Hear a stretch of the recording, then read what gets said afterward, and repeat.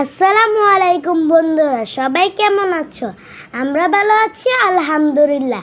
আমি সাবা আর আমি তাইবা।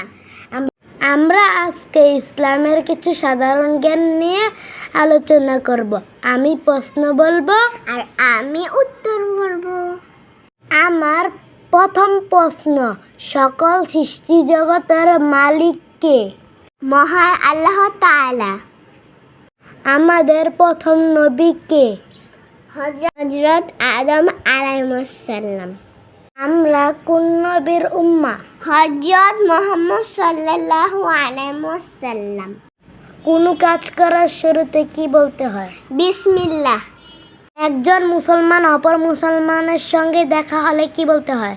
আসসালামু আলাইকুম বলতে হয়। আমরা কোন ধর্মের অনুসারী? আমরা ইসলাম ধর্মের অনুসারী। মাশাআল্লাহ।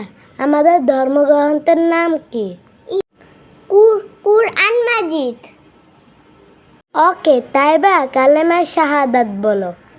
আশহাদু আল্লা ইলাহা ইল্লাল্লাহু ওয়াহদাহু লা শারীকা লাহু ওয়া আশহাদু আন্না মুহাম্মাদান আবদুহু ওয়া রাসূলুহু।